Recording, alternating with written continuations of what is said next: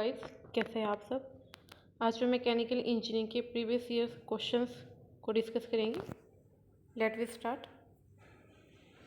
First question है, the length of divergent portion of the venturimeter in comparison to convergent portion is. इसने कहा है कि जो वेंचुरीमीटर की जो लेंथ है डाइवर्जेंट पोर्शन की, वो कन्वर्जेंट पोर्शन के कंपैरिजन में कैसी होती है, सेम, मोर, लेस या नन ऑफ दिस। जो डाइवर्जेंट पोर्शन होता है वेंचुरीमीटर का, वो क्या होता है, मोर होता है। वेंचुरीमीटर कुछ आपका इस टाइप शेप में होता है, बीच में थ्रोटल लगा होता है, ये डाइवर्जेंट पोर्शन होता है। ठीक है, तो जो डाइवर्जेंट पोर्शन की जो लेंथ होती है वो ज़्यादा होती है एज़ कम्पेयर टू कन्वर्जेंट। किस लिए, फ्लो ऑफ सेपरेशन को कम करने के लिए।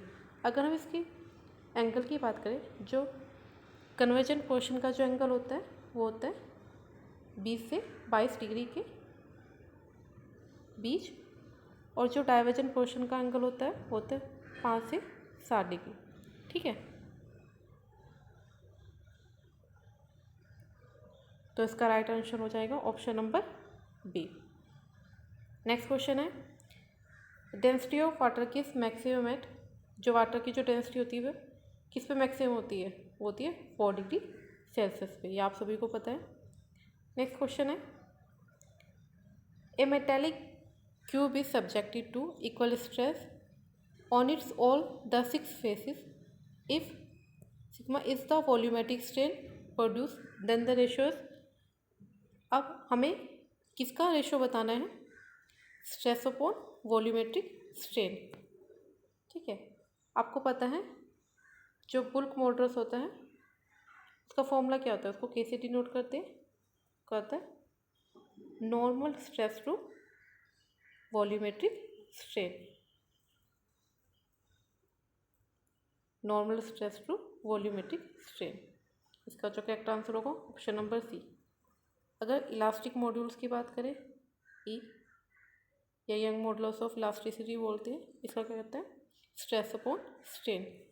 शेयर मॉडुलस की बात करें तो इसको किससे डिनोट करते हैं, जी से, यानी कि shear stress upon shear strain. ठीक है, नेक्स्ट न्यूमेरिकल है, a body moving with a velocity of 1 meter per second has kinetic energy of 1.45 joule, mass of the body is. अब आपको इसमें क्वेश्चंस में वेलोसिटी दी गई है, उसकी काइनेटिक एनर्जी दी गई है। आपको पता है काइनेटिक एनर्जी का फॉर्मूला क्या होता है, हाफ mv²। ठीक है, तो आप इसमें से क्या निकालेंगे, यहाँ से मास m निकाल देंगे। तो क्वेश्चंस में दी गई वैल्यू को इसमें पुट कर दीजिए, काइनेटिक एनर्जी भी दी गई है और वेलोसिटी भी दी गई है। ठीक है, तो इसका आपका आंसर क्या आ जाएगा, 3 kg। नेक्स्ट क्वेश्चन है, a body is having a simple harmonic motion, the product of frequency and time period is equal to. आपको पता है जो फ्रीक्वेंसी होती है क्या होती है, 1/t, यानी कि 1 टाइम पीरियड। अगर इन दोनों की मल्टीप्लाई किया जाए, यानी कि फ्रीक्वेंसी टू टाइम पीरियड, तो किसके इक्वल हो जाएगा, 1 के इक्वल, यानी कि इसका आंसर क्या हो जाएगा, 1, बी ऑप्शन। नेक्स्ट,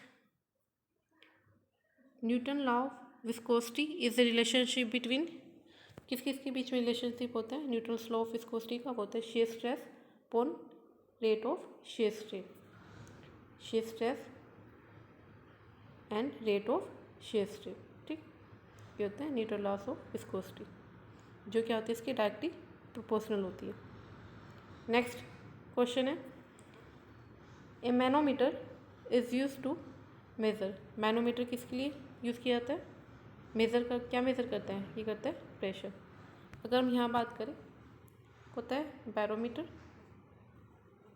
जो क्या करता है,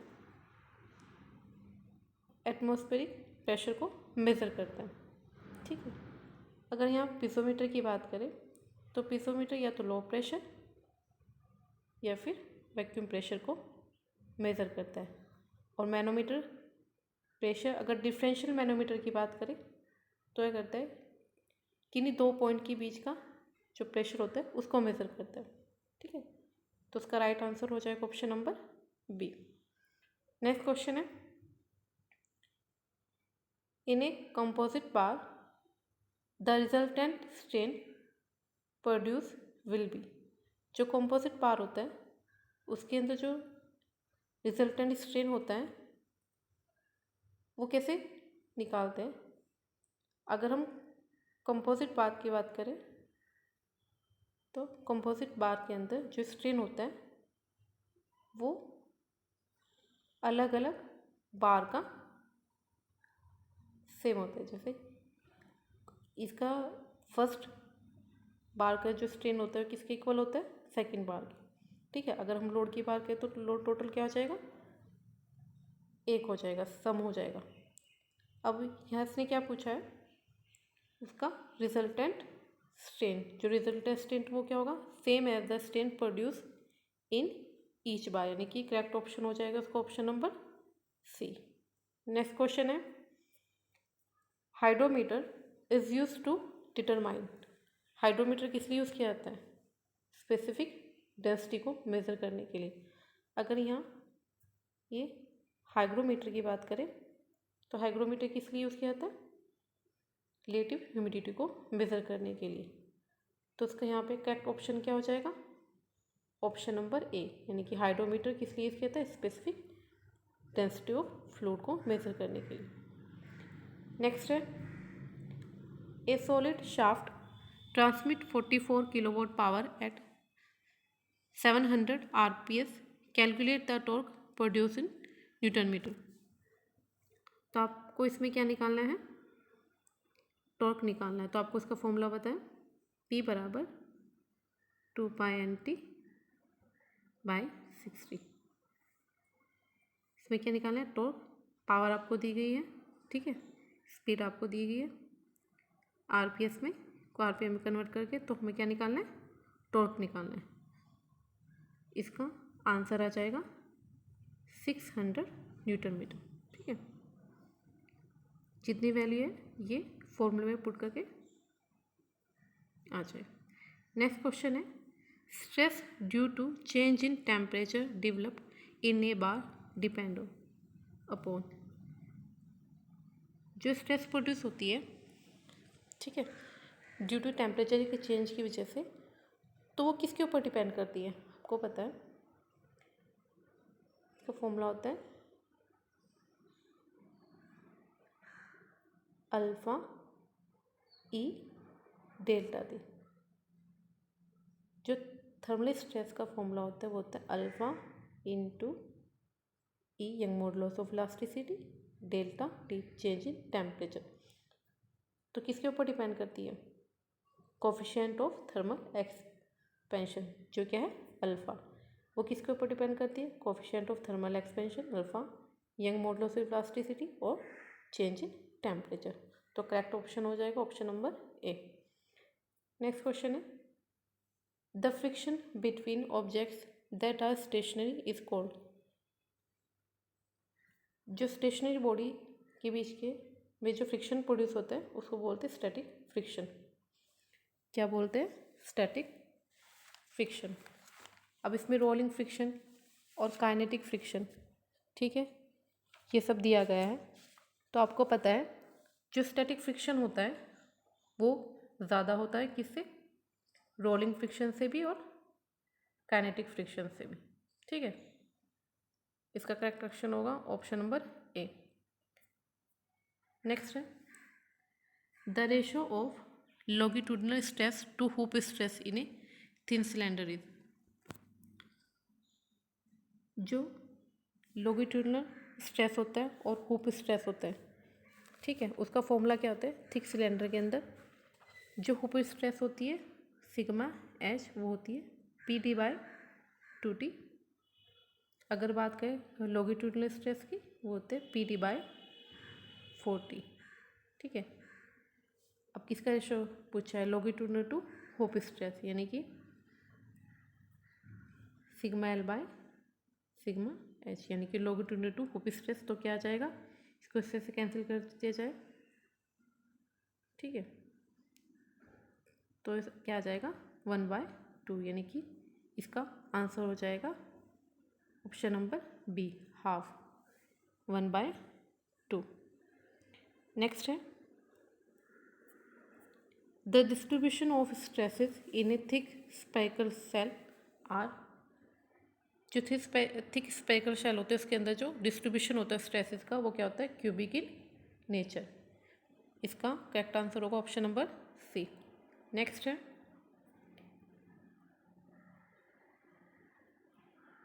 a spherical vessel with an inside diameter of 2 meter made of material having an allowable stresses in tension of 500 kg per centimeter square. The thickness of the cell to withstand a pressure of 25 kg per centimeter square should be। तो हमें यहाँ पे क्या define करनी है, उसकी thickness define करनी है, ठीक है। आपको पता है जो स्फेरिकल वेसल की बात करते हैं उसमें जो स्ट्रेस अलाउबल स्ट्रेस हम फाइंड आउट करते हैं वो क्या होता है, पी डी अपॉन 40, सिग्मा बराबर पी डी अपॉन 40। प्रेशर की वैल्यू दी गई है, ठीक है, डायमीटर दिया गया हुआ है और स्ट्रेस दिया गया है अलाउबल स्ट्रेस। तो यहाँ से हम थिकनेस की वैल्यू फाइंड आउट कर लेंगे, ठीक है। तो इसका आंसर हो जाएगा ऑप्शन नंबर सी, 2.5 सेंटीमीटर। जितनी वैल्यू फॉर्मूले में पुट कर दीजिएगा तो आंसर आ जाएगा 2.5 सेंटीमीटर। नेक्स्ट क्वेश्चन है the fracture in cast iron occur due to compression, यह है direction of load test along its. जो फ्रैक्चर होता है तो कास्ट आयरन के अंदर वो किसके कारण, कंप्रेशन के कारण। तो किसके अलोंग डायरेक्शन ऑफ लोड में किसके अलोंग होता है, वो होता है ऑब्लिक प्लेन के अलोंग, ठीक है। Next the gear are termed at medium velocity gear if their peripheral velocities. अगर मीडियम वेलोसिटी की बात करें गियर में वो कितनी होती है, 3 to 15 मीटर पर सेकेंड। अगर लो वेलोसिटी की बात करें तो होती है 3 से कम, लेस देन 3। मीडियम की बात करें 3 to 15। अगर लार्ज की बात करें, हाई की बात करें तो वो होती है मोर देन 15, ठीक है। तो राइट आंसर हो जाएगा ऑप्शन नंबर बी। नेक्स्ट है the section modulus of circular section about an axis through its centre of gravities. अगर हम पहले यहाँ सेक्शन मॉडुलस की बात करते हैं, आपको पता है जो बीम की जो स्ट्रेंथ होती है वो किसके ऊपर डिपेंड करती है, सेक्शन मॉडुलस के ऊपर।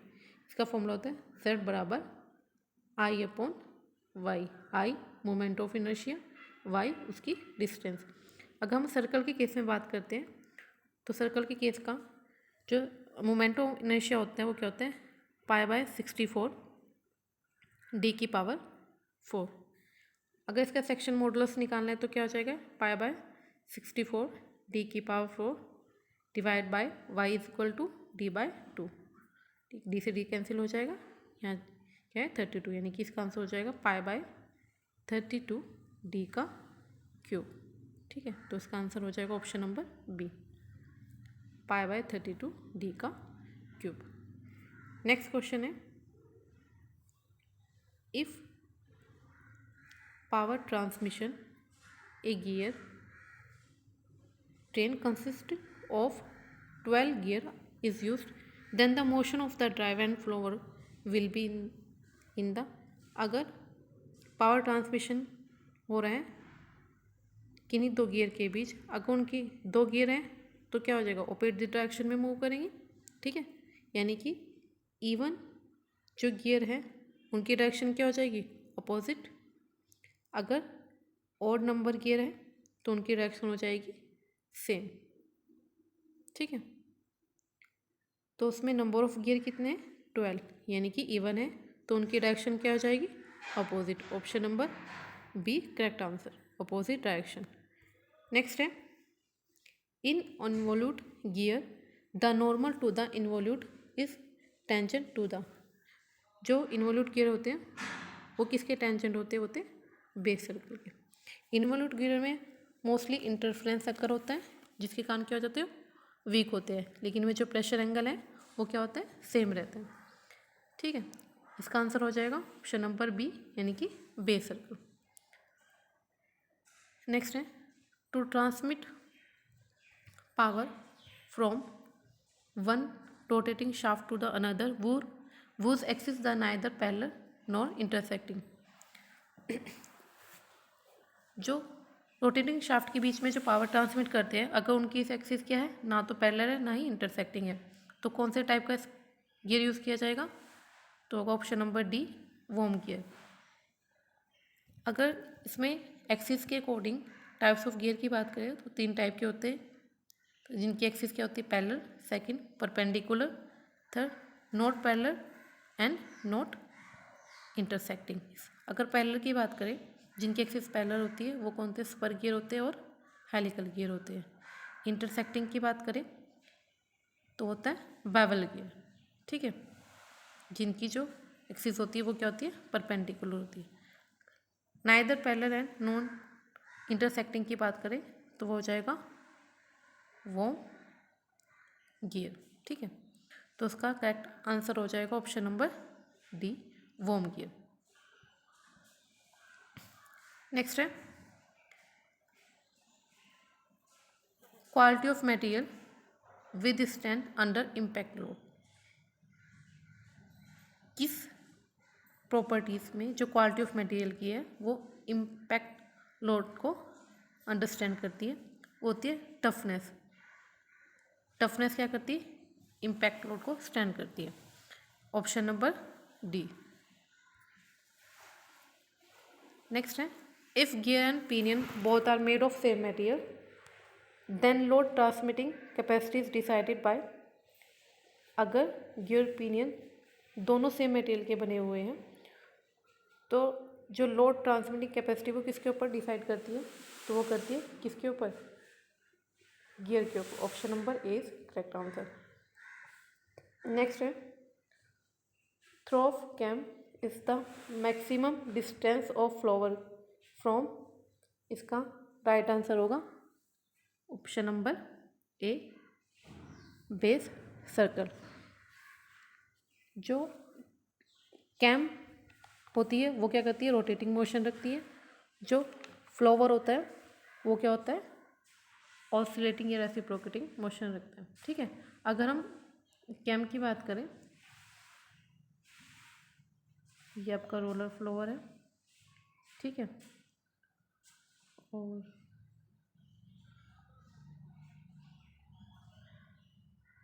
ये आपका रोलर फ्लावर है, ठीक। इसमें ये हो गया यहाँ पे इसका बेस सर्कल, ये कैम है, कैम की शाफ्ट है, ये बेस सर्कल है, और ये फ्लावर की क्या होगा, पिच सर्कल हो जाएगा। ये क्या हो जाएगा, पिच सर्कल। ये हो गया आपका ग्रे फ्लावर्स पे मूव करता है, ये हो जाएगा पिच सर्कल, ये हो जाएगा इसका पिच सर्कल। तो जो थ्रो ऑफ कैम होता है वो किसके ऊपर डिपेंड करता है, बेस सर्कल के, ठीक है, इसके ऊपर, ठीक है। इसका आंसर हो जाएगा ऑप्शन नंबर ए। नेक्स्ट है, सॉरी, आज की जो स्लाइड थी वो यहीं तक थी। Thank you very much.